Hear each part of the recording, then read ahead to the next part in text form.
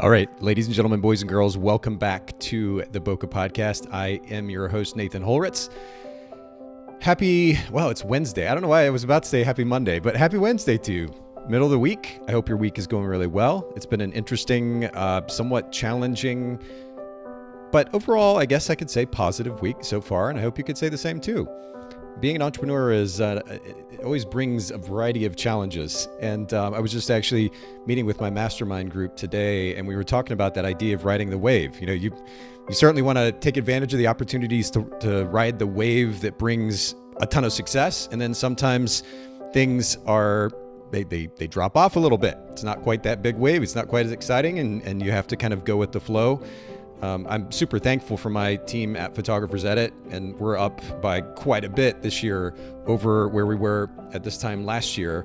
But even within that success comes a lot of different challenges. And so we're just kind of rolling with the punches, going with the flow. And I'm, again, super thankful to have the team that I do.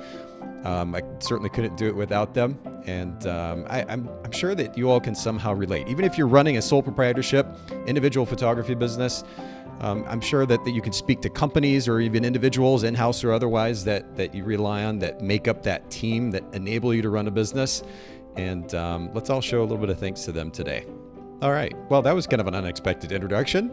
And we have a little bit of an unusual show today. I'm going to explain that here in just a second. But for those of you that might be live streaming right now with us. So facebook.com/Bokeh Podcast, youtube.com/Bokeh Podcast. Don't be shy.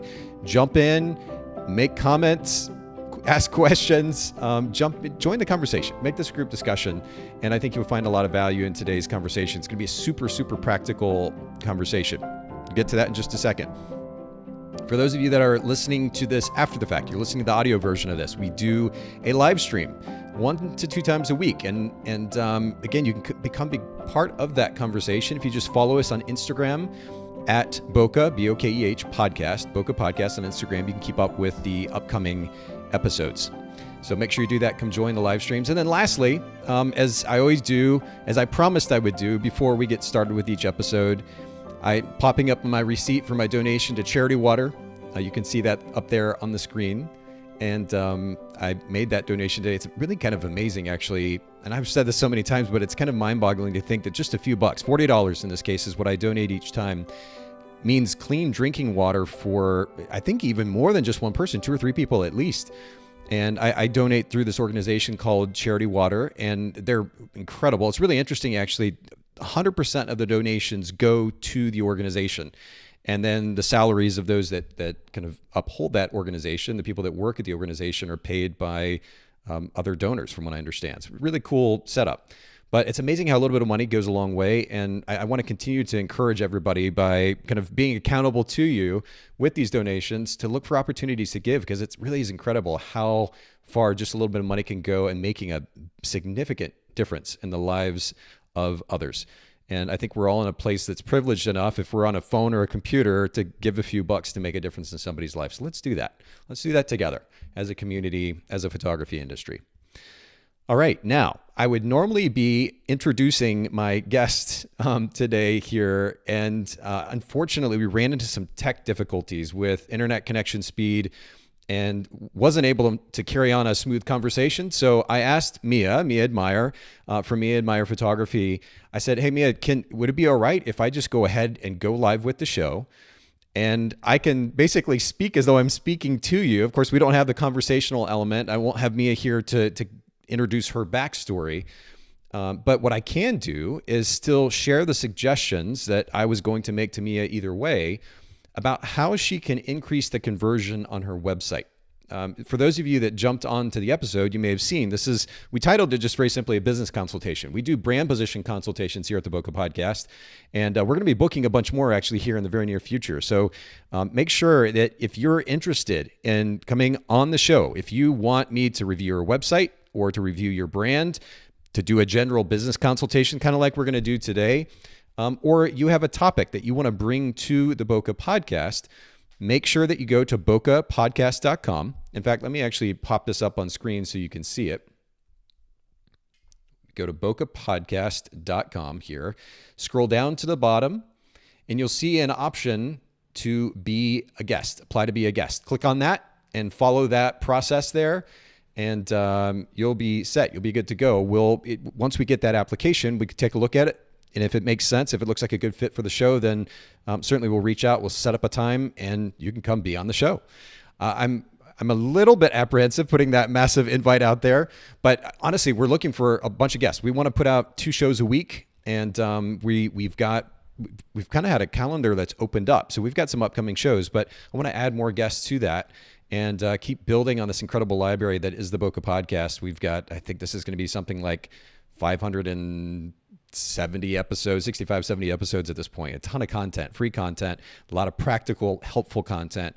And we're going to add to that wonderful library today. So to kind of bring it back around, I was going to have Mia on the show today, and we were going to talk a little bit about how to kind of take the next step in her business journey. She's relatively new in the professional photography space and has recently gotten her professional certification, maybe 2 different certifications as a professional photographer, but wants to up that conversion rate, booking clients from her website. And so I made some notes. I did a little preparatory work prior to the podcast and made some notes and have a number of key steps that I wanted to recommend to her for the sake of improving her website conversion. And I think this is a super practical, super helpful point of conversation for everyone.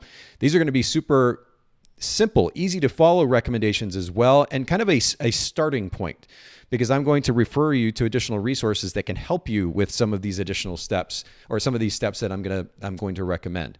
But whether a new photographer or an established photographer, if you are looking to improve the conversion from your website and ultimately just book more clients as a photography business and brand, this is going to be a super practical episode for you today. It's going to actually be really short as well.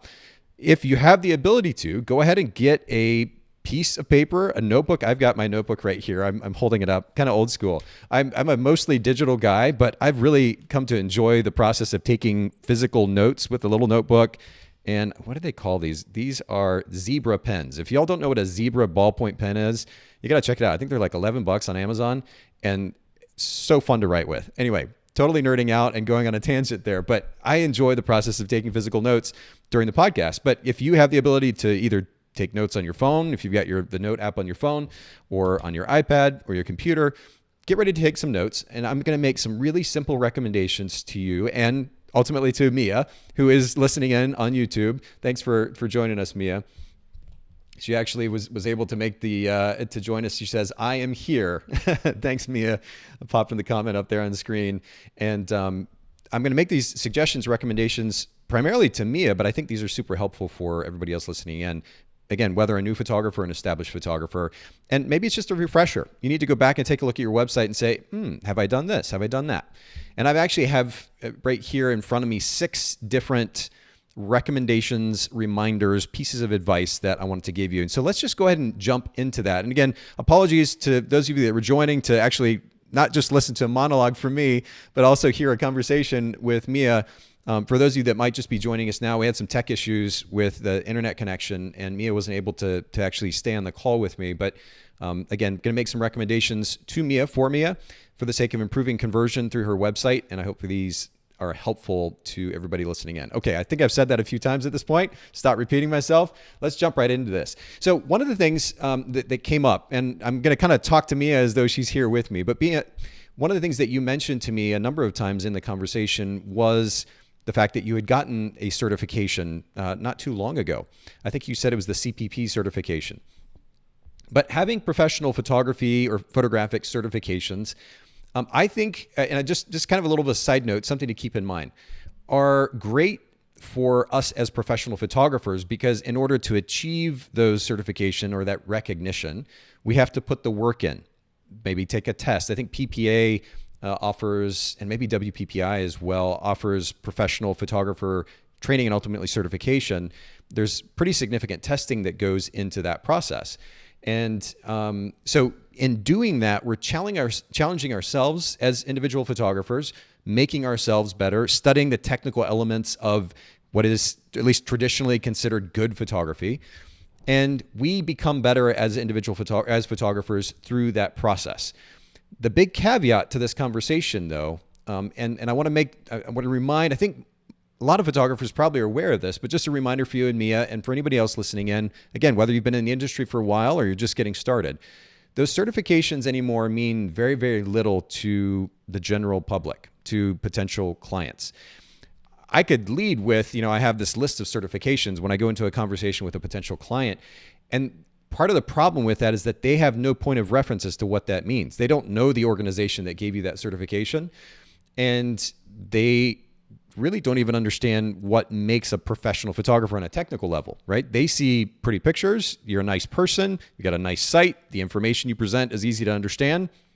That's kind of what most people need. And so putting too much emphasis on awards or certifications doesn't add a lot of value to the potential client in, I would say, 98, 99% of cases. So I just wanted to lead with that, Mia, because you brought that up a number of times, and I'm really happy for you that you put the work in, the time, the effort, the energy to achieve that. But just keep in mind that that is not going to probably book you any more clients than if you didn't have that certification. What they're looking for, again, is a really great experience with a cool person and some good photography to go along with it. And as simplistic as that sounds, that's largely what will drive a successful business when it comes to interacting with potential clients. So I want to lead with that. Okay, so number one, don't put too much emphasis on certifications and awards. If you want to do that for yourself as a photographer, to push yourself to get better as a photographer on a technical level, awesome. More power to you. Otherwise, focus on some of these other things that I'm about ready to suggest if you really want to try to convert more clients through your website and through your business. Number two, and we'll park here for just a second because it's a pretty big topic. We spend a lot of time on this, but we need to establish and communicate a clear brand position. And this is super important if we are going to kind of work our way through the noise, the mass of photographers in our various marketplaces as photographers and stand out. There are a number of ways to do that. Brand position is one major piece of that puzzle that unfortunately a lot of photographers don't put any emphasis on, in many cases because they're not even really aware of the concept or the principle. Brand position at the root level is very simply a value proposition. I am a wedding photographer. That is a value proposition. I offer value to the marketplace as a wedding photographer. Or in Mia's case, and let me actually pull up Mia's site here as we're talking about this, so that everybody has a little bit of context. We'll try to introduce Mia as best we can without her being here. Shout out to Mia. But Mia Admire Photography, M-I-A, Admire, A-D-M-I-R-E, photography.com. MiaAdmirePhotography.com. Of course, we'll link to this in the show notes at bokehpodcast.com. And it's Mia_Admire_photography on Instagram. You can see that on screen if you're live streaming with us at the moment. But it's super important that we clearly establish the value proposition. And in this case, Mia is a portrait photographer. We're going to talk about the variation on that proposition here in just a second. But at a very base level, Mia is a portrait photographer. That's the value proposition being offered to the marketplace. You need a portrait photographer. I offer that service. That is my value proposition. Now, having a value proposition is great, but unfortunately, there are a lot of portrait photographers just in your marketplace, Mia.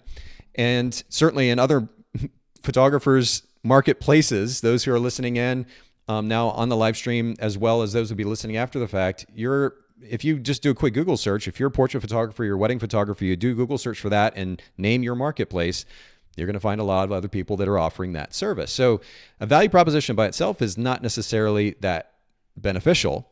It helps simplify things, but it's not super beneficial because it doesn't set you apart.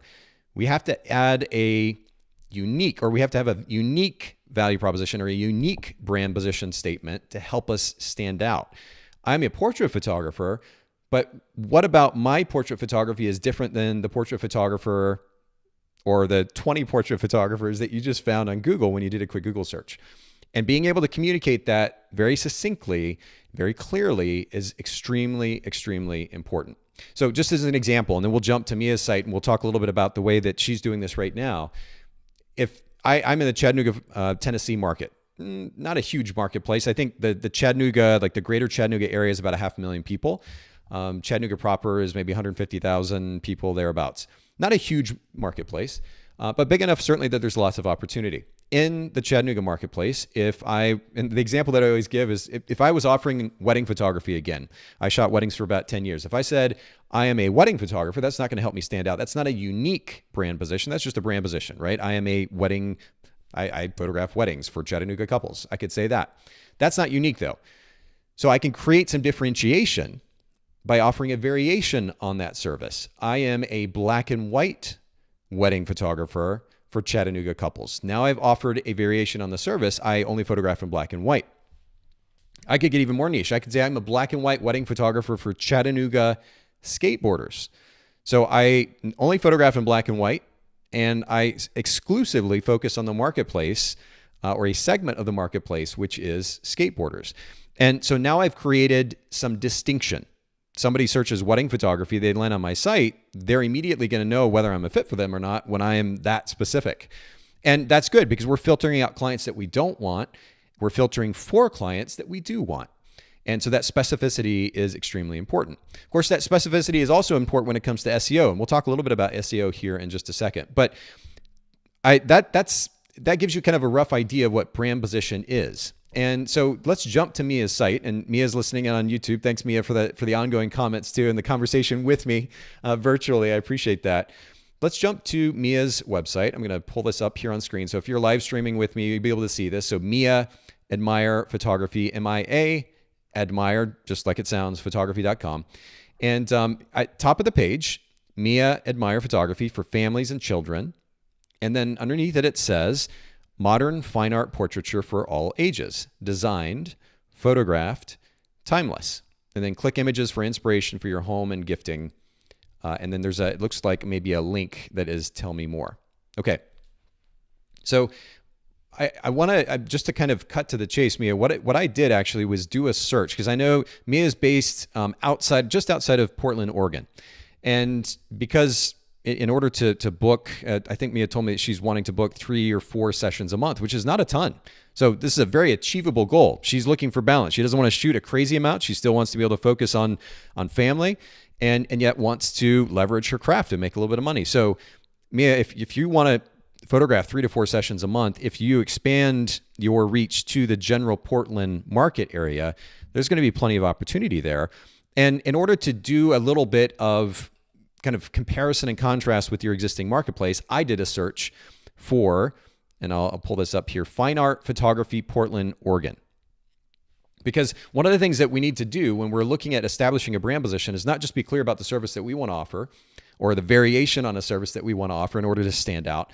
We also need to make sure, of course, that there is a marketplace for it. When I gave that example earlier, I have to add the caveat, which is that if I launched a business, a wedding photography business as a black and white wedding photographer in Chattanooga, I would very much narrow my marketplace. I would certainly narrow my marketplace if I called out just skateboarders.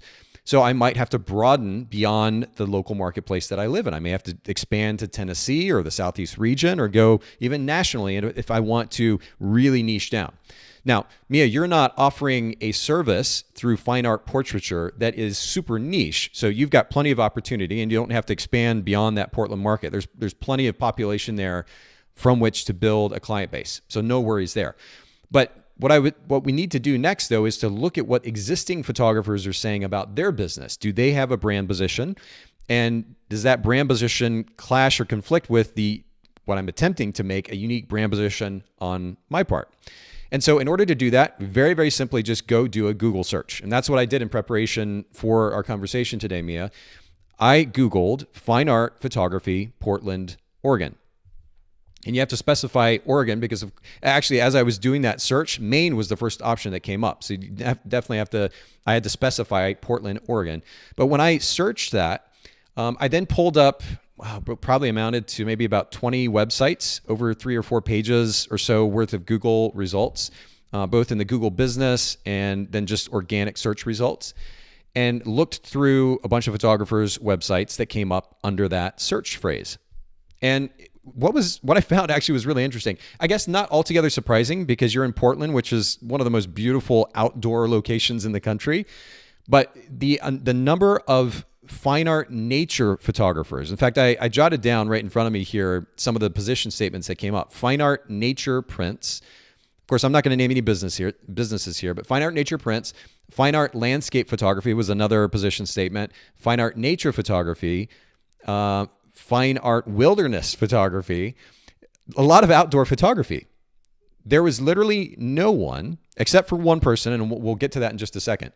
No business that I found, photography business that I found in those 3 or 4 pages worth of the results that said anything specifically about fine art studio portraiture or studio portraits, fine art studio portraits, or even fine art portrait photography. Now, the one caveat or the one exception to that, and again, I never call out studio names in these conversations. I don't want to make anybody feel weird or bad or anything else. And there's certainly not a problem with this business, by the way. But this particular business, again, I'm not going to name the full name. There was the name of the business. Fine Art Portraits was the rest of the name of that business. So it was a name, Fine Art Portraits. And so that was the only company that actually built into their name their position statements. Now, or position statement. That particular business was not just a photography business. This person is actually really impressive, multi-talented artist who offers fine art portraiture not just through photography, but also looks like through painting and potentially other mediums as well. I mean, multi-talented individual from what I saw on the website. But that's the only real competition you have, and that person's not exclusively a portrait photographer. That is part of what they do. But I think there's opportunity to come out specifically and uniquely as a fine art studio portrait photographer. I think that's what I would run with, or studio fine art portrait photographer if you want to be a little bit more general for the sake of SEO. I would just run with a very simple position statement, which is that. So let me jump back to your website here just to kind of give you an idea.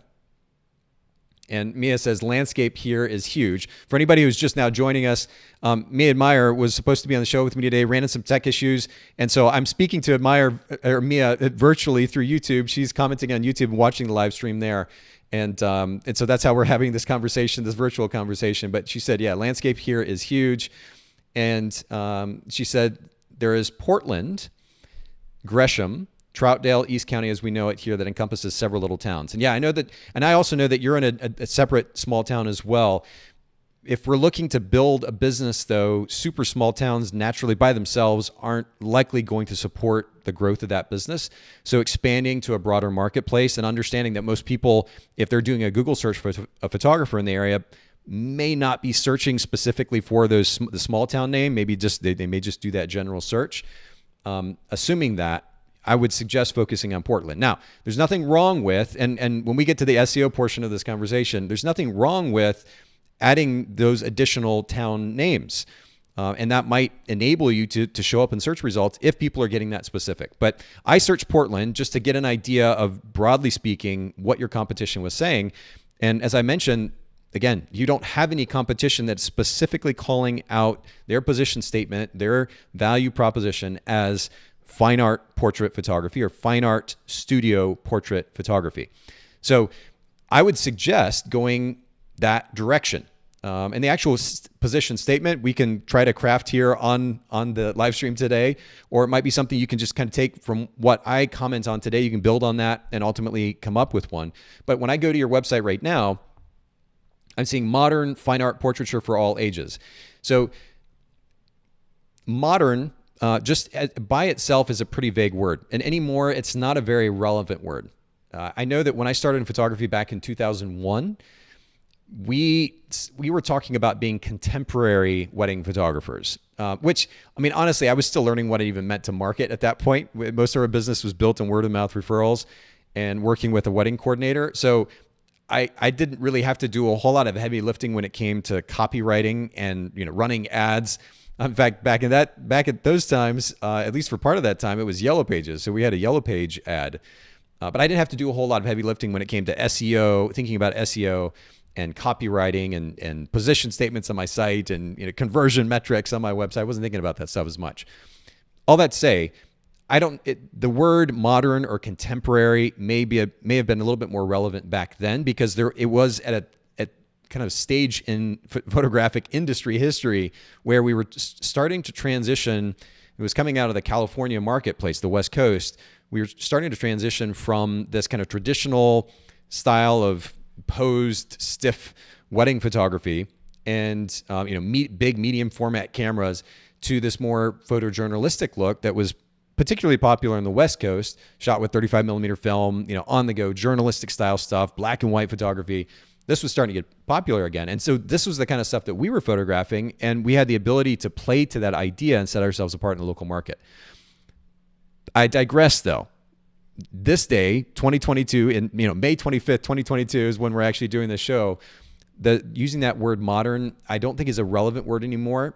And it's relatively vague, relatively nebulous. Like, what does modern actually mean? Modern in comparison to what? At this point, because we don't see that kind of transition in the industry, it's not really a relevant term. So I would just take that out. Fine art portraiture. Now, portraiture is not going to be as SEO friendly as saying portrait or portrait photography, portrait photographer. So my suggestion would be to not use the word portraiture, but instead to use, again, that word photographer or photography, because those are words that are likely going to be searched more often. For all ages, that's fine, but for the sake of brevity and simplicity, no need to add that, because they're going to be able to see that you photograph portraits for everybody through your portfolio.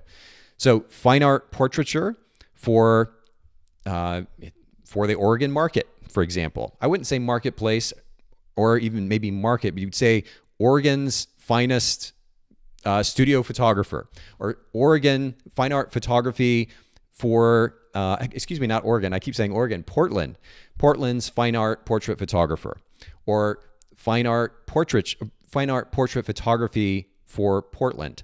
Or you could just say fine art portrait or studio photography and have the right underneath that in subtext, using SEO terminology here, H3 tags, H2 tags.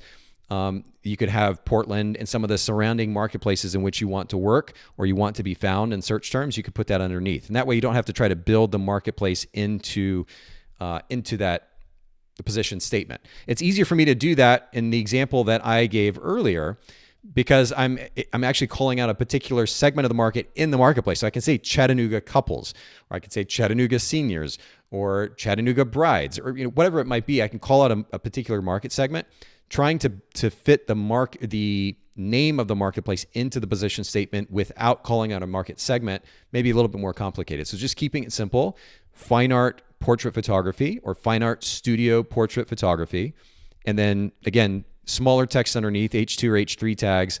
I would then put the name of the market that you want to show up in. And we'll get to SEO a little bit more here in just a second, but that will really simplify things. So going back to your website here, we're simplifying it. Designed, photograph, timeless, not really helpful in helping creating a distinction between yourself and other photographers in the marketplace. So we can just nix that. Click images for inspiration for your home and gifting. That's kind of a given. People are going to go to your portfolio to look at your images. We're going to talk about your website and the way you present your images here in just a second, but no need to tell them to go do something that's literally right there in front of them. It's pretty intuitive at this point, so no need to have that call to action to look at those images when they have easy access to them right there. And then tell me more. This is a call to action that might work depending on what you're actually wanting your potential client to do when they get to your website. But for the time being, let's set that aside. We'll come back to that when we're talking a little bit more about that journey that we want to lead your potential clients through. All right, let me jump back over here. And Mia said that she said, taking a lot of notes here. All right, that's awesome. I'm so glad. And I hope this is helpful. And I know it's very simple in some ways, but a lot of times it's the simple stuff that does the heavy lifting. I'm a huge believer of the 80-20 principle. I've seen it work in life over and over and over again, certainly in business as well. So we want to look for those things that will make the biggest differences, that have the biggest leverage in enabling us, certainly as human beings, but also as business owners. And so that's really, really important. Okay, so let me jump back to my notes here. I don't want to get too far off track and ramble too much. So going back to that brand position, we're keeping it simple. We're taking all the extra, the unnecessary out, and just something simple as fine art portrait photography or fine art studio portrait photography, fine art studio photography. I'm fumbling over my words. And then again, H2 tags underneath, and you can call out the marketplace that you want to be represented in, so that Google is picking that up when photographers or when clients are searching for you.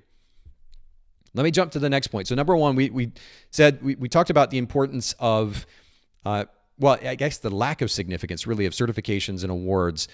No need to lead with that stuff. That's more for us as photographers. Don't put too much emphasis on that because there are a lot of other things, as we're discussing now, that will do a better job of converting potential clients. Number two, make sure that you establish and communicate very clearly a distinct brand position. And by the way, you did a great job, Mia, when with your existing brand position statement, looking back here at your website, the one that you are currently using, it's above the fold. I don't have to scroll down to find it later in the site.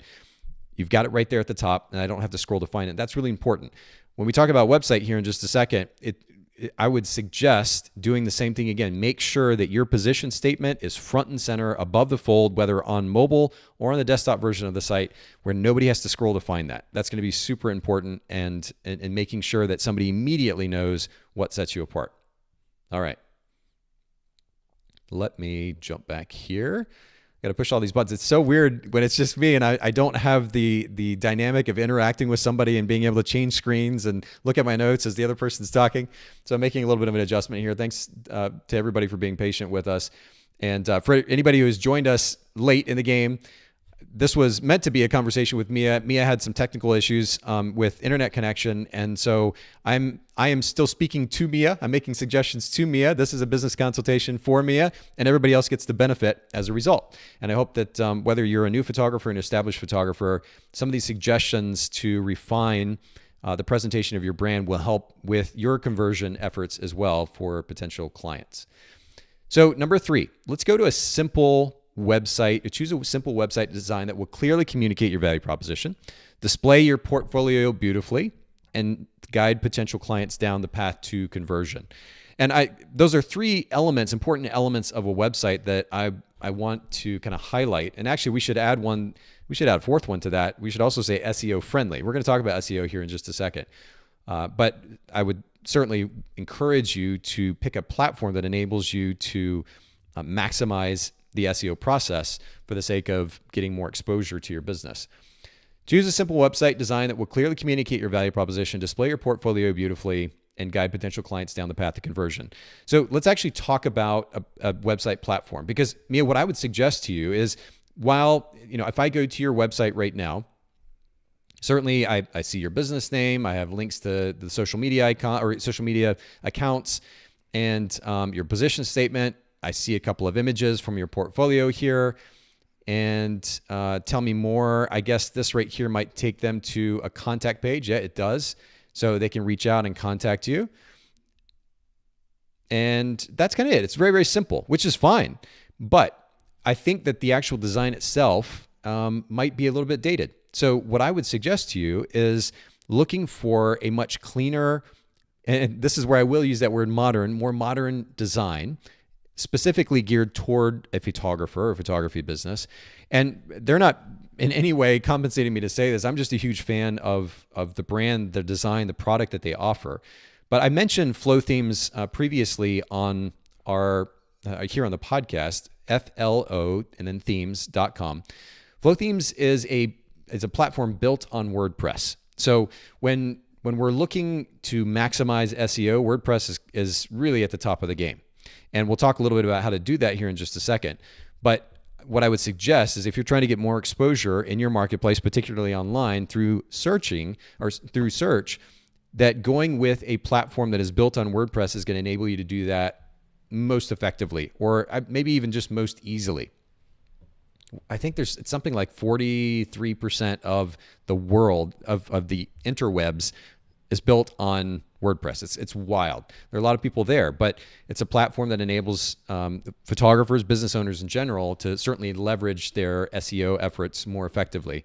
And it's a platform that we use for the front end of Photographer's Edit, and we're going to be using it for the front end of a new brand that we're getting ready to launch.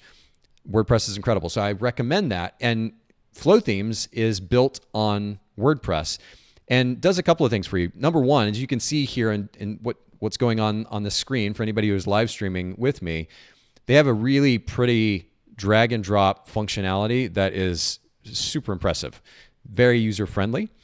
And along with that, though, really, really cool. I mean, you might find this valuable because I think you even commented earlier that you're not I think maybe you were talking about marketing, maybe design as well, but I know most of us photographers, myself included, aren't trained designers, right? And so when we go to build out a website, if we don't have the budget to outsource that process to somebody else, or even if we do, but we want to continually keep it updated, and so we just do that ourselves, because in many cases it's very easy to do that, we want to leverage a system like this. And really, really cool is that Flow Themes has a number of templates, kind of pre-built templates. They're available for you. You can see that right here. Start with the site template, and you can see a number of options, and they're super, super clean.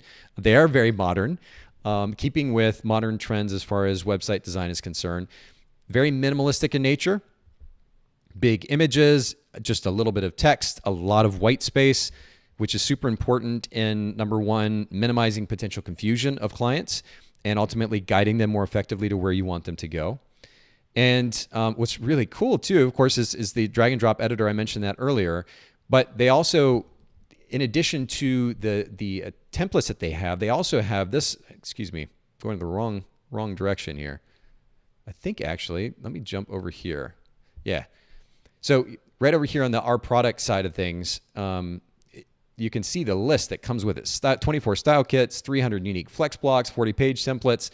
And again, nobody's asking me to talk about this. I'm just so impressed with their design and the product. So much so, actually, that I'm very seriously considering using it for our website as well. That's not a photography website, but using these tools because they're so beautifully done.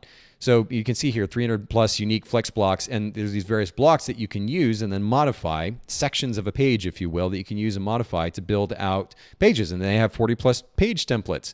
And then, of course, sites that you can start with and then modify as well. So I know it probably sounds like this is some kind of a weird paid sponsorship or something like that. It's totally not. I happen to know Ross, who started Flow Themes, Ross Tanner. I've known Ross for years and years in our industry. Super smart guy, super nice guy. But I let him know that I was going to be talking about Flow Themes today. And I'd highly recommend that to you, Mia, because I think there's a really great opportunity for you to go ahead and have a fresh start with your website that would more beautifully enable you to display your work, but also guide clients in the direction that you want them to go.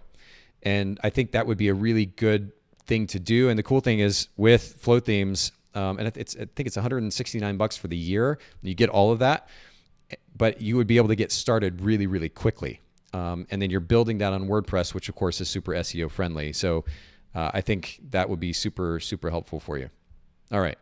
So I wanted to kind of lead with that. Now, as far as the actual process of setting up and designing your website, again, I'm not a designer. Flow Themes very much enables you to be an effective, they've done the design work. You can just kind of plug and play those elements onto pages and build out a really pretty site. Mia, I will give you props for keeping your website super simple, and I would recommend that you continue to do that. There's no need to have a bunch of 50 different pages to go to. You want to keep it super simple. Make sure that the top of that homepage, you've got a clear and distinct brand position statement. Maybe you have a beautiful header image to go with that. Maybe that position statement can lay over the header image. If you've got an image that has a lot of white space, you can lay the text in. And then make sure that you use really clear calls to action with buttons. It wasn't really clear on your website that some of those were links. I could kind of guess it by what they said, but they weren't buttons and they didn't have an underline. Just use buttons, really simple, clean, black keyline border buttons. And those calls to action, make sure those calls to action will guide your potential client on the journey that you want them to take.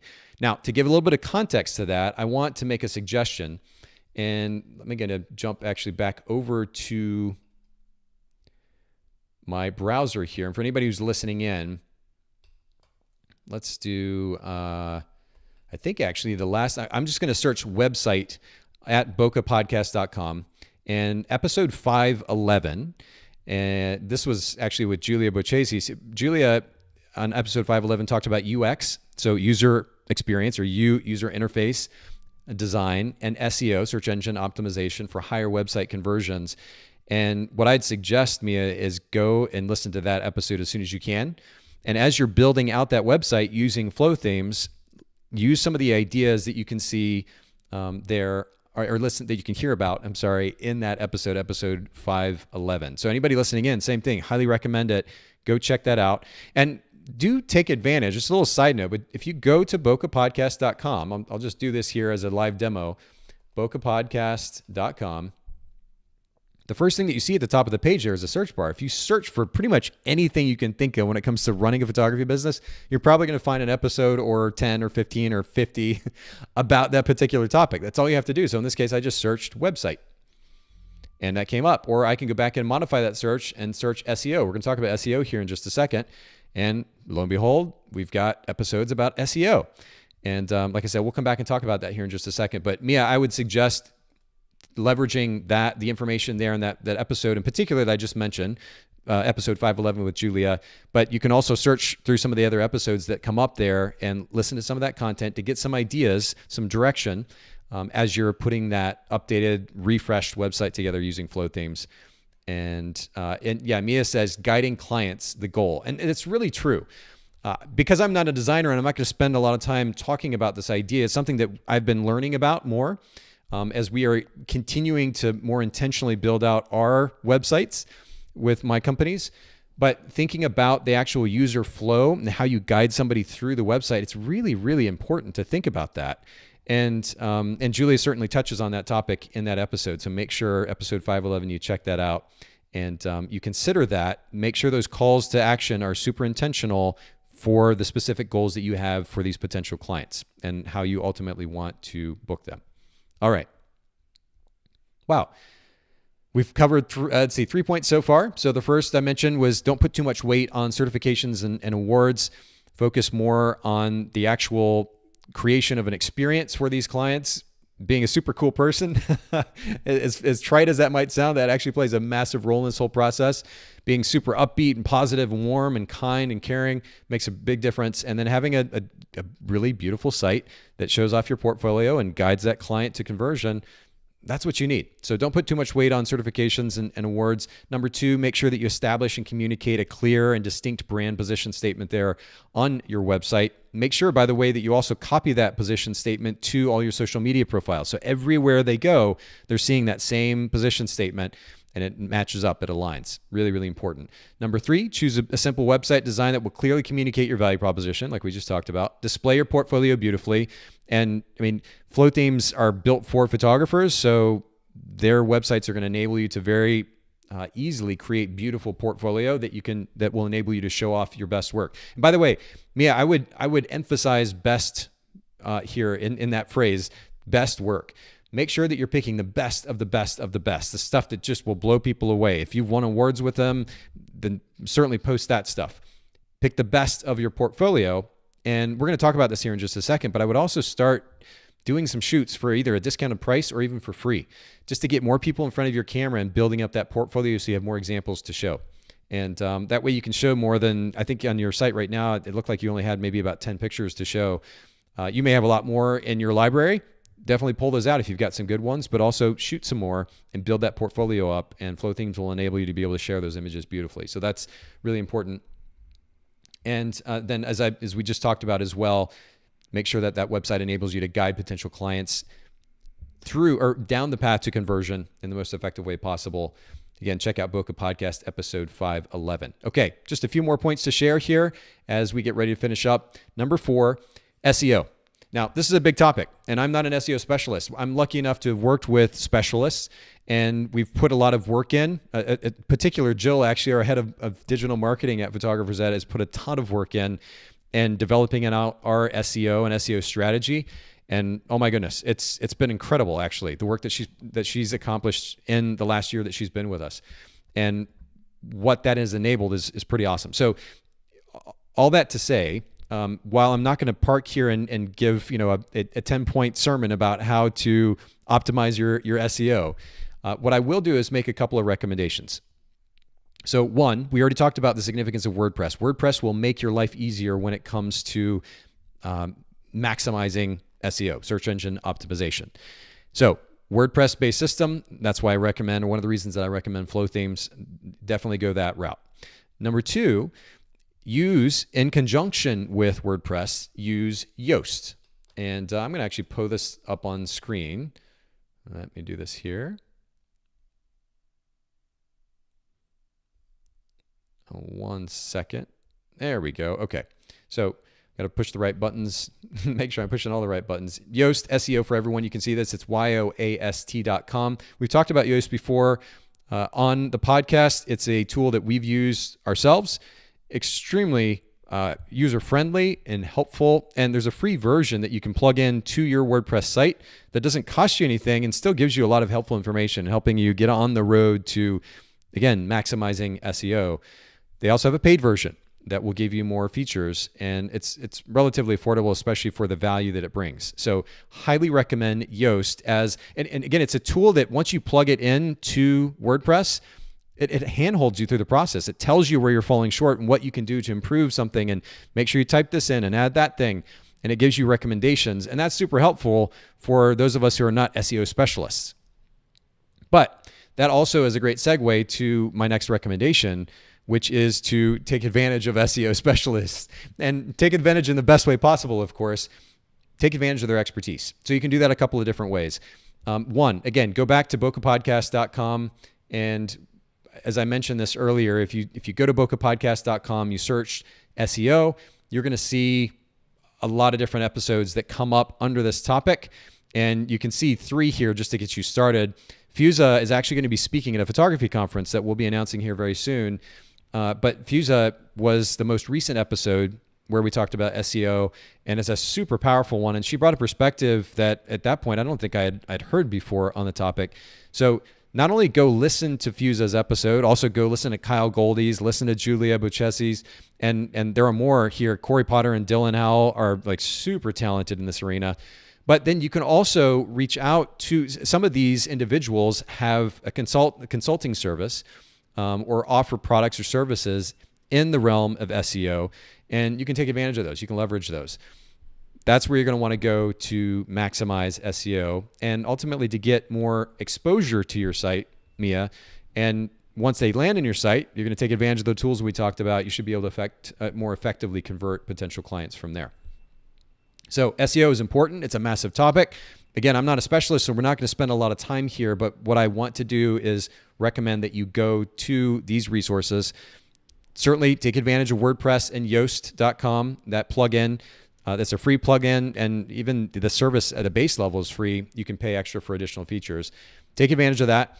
Take advantage of the information on the Book of Podcast episodes as we talk about, and reach out to specialists like Fusa Rice, who can offer a lot of value in helping you maximize SEO, search engine optimization.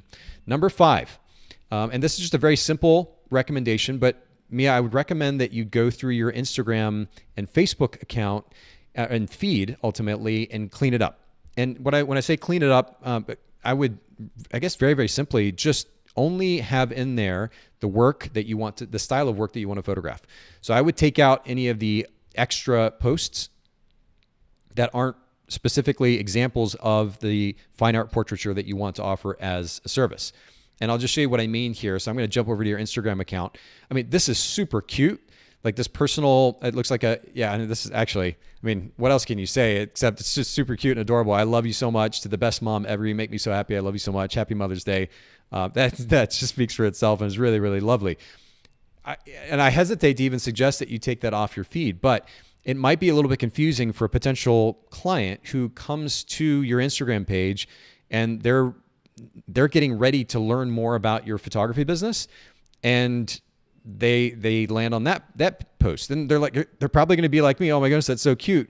But it in no way helps them understand what your brand is and the service that your brand offers. And there is certainly a ton of value to personalizing the brand.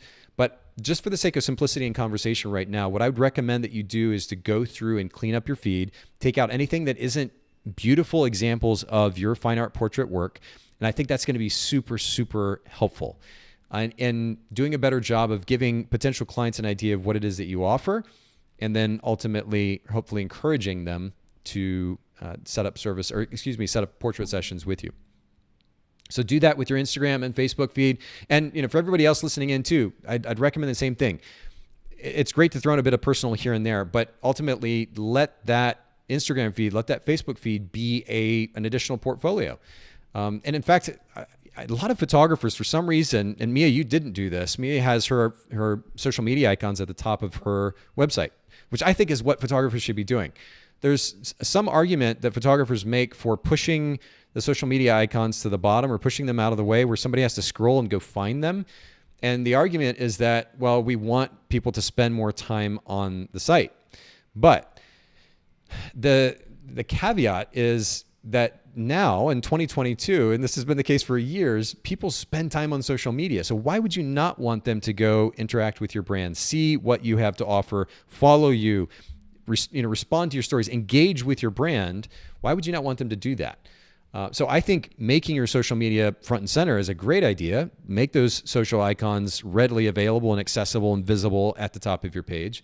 But then when you send them there, make sure that that experience on those social media platforms is an accurate reflection and representation of your brand as they would see it on your website as well. Okay, let's see. I've got one other idea I just wanted to share here. And as we close up, and I appreciate everybody that's joined in today and kind of being flexible, going with the flow in this slightly unusual format where I'm speaking to our guest, but not actually on the air. Thanks, Mia, for also going with the flow. Mia Admire Photography, for those of you who missed it earlier, and I didn't pop this up, but I should do that right now. Mia _Admire _photography. That's Instagram. You can see that on screen for those of you that are live streaming. And of course, the website that I popped up earlier as well, miaadmirephotography.com. Make sure you go follow Mia, encourage her in her journey to continue to build out her photography business. But just one last thing, Mia, that I want to suggest to you.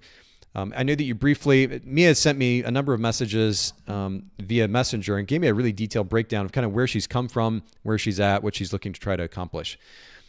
What I would suggest, Mia, in addition to essentially redesigning your site, making it more user-friendly, more visually appealing, and guiding potential clients more effectively to that conversion that you're looking for, and then, of course, maximizing SEO. In addition to doing those things, my suggestion would be, in order to start booking more clients, would be to maybe offer some either free or discounted sessions to your locale.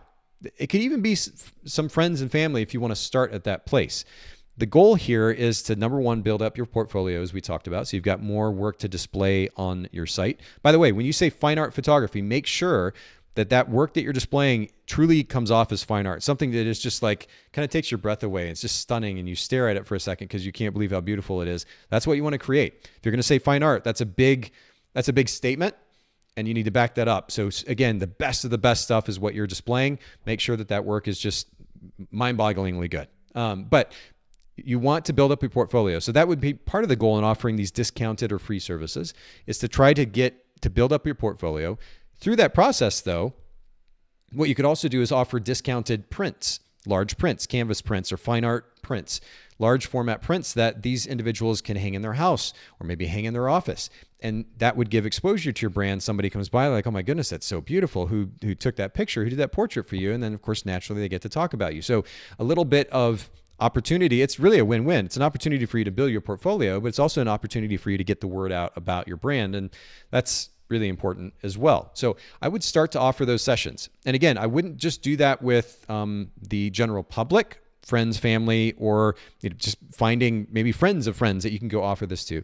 I would also do it with businesses. And what I would suggest, and this is something I've talked about quite a bit on the podcast in the past, but we developed a really great working relationship with a local wedding coordinator when we were wedding photographers, where we offered, or my business partner would do family portrait sessions for that coordinator. And that was obviously a massive value add to her and to her family. And I don't even remember how many different sessions that we photographed for her, but she also sent a bunch of business our way. So there was this really incredible working relationship. We also developed a bit of a personal relationship over time, and it was just a win-win. So what I would look to do is, again, set aside the kind of the emphasis on anything that is highlighting your certification and highlighting the notion of you being a professional photographer, as much as just you're looking for opportunities to be able to share your work. And through a combination of sharing your work and ultimately people getting the chance to connect with you and your lovely personality, then that is going to draw them in. That's going to pull them in. And that's what you ultimately want. I would focus not on trying to go to organizations for the sake of these kind of almost old school networking, as much as going to businesses that I think would be a good fit, or would be a kind of an organic fit with your business. Businesses like boutiques, clothing boutiques, because naturally people have to buy nice clothes for these fine art portrait sessions. Businesses like local furniture businesses, where you might want to have a picture of a print, or you could have, you could have a photograph, a portrait, fine art portrait of an individual or a family on the furniture that this particular business is selling. That's another way you could do it. Home builders who want to demonstrate, maybe they build out sections of a home, a kitchen, a living room, that kind of thing. People can walk in and see this.